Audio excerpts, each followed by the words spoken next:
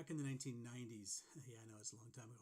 Back in the 1990s, I had the opportunity to work with a good friend of mine from Singapore, a guy by the name of Ron Sim, who is a businessman and entrepreneur that's been very successful throughout Southeast Asia and Asia. In fact, has one of the number one brands in a lot of the categories. And what I helped him with was to develop a market here in the United States. He wanted to have his stores in the United States. So he came and he hired me to work with him. We set up the corporation, we set up the banking, and we negotiated space and the build out on the space in different retail spaces. We traveled with him across the West Coast looking for the best markets.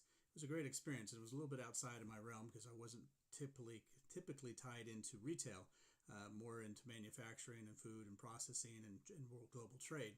But it was a great opportunity. But part of my training was I flew to Singapore for a week, and during that week I worked in one of the malls there. I believe it was Millennium Mall, which is one of the high-end malls in Singapore.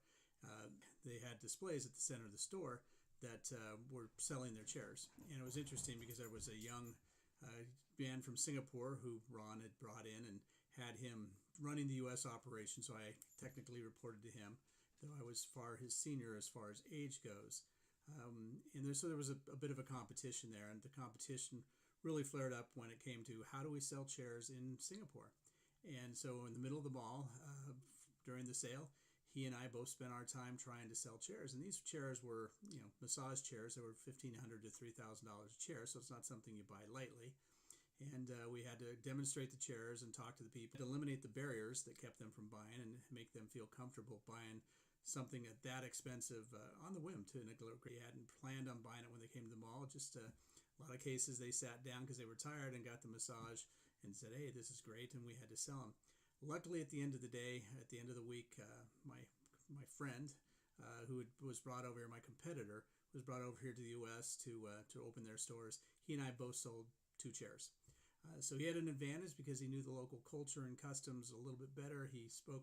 They all speak English, but he spoke their dialect of English.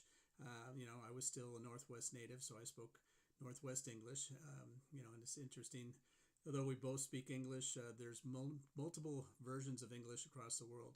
I'll talk about that in another section. The challenge was to understand their market. So how did I understand their market? So we have an exercise here where I want you to consider you're selling a chair. You're selling a massage chair. And you've got 3 different markets. You've got Singapore, you have Beverly Hills, and you have Des Moines, Iowa. So how would you address things differently? What factors are involved there that would have it be in a different scenario and have changing the efforts and changing your pitch depending on where you were at?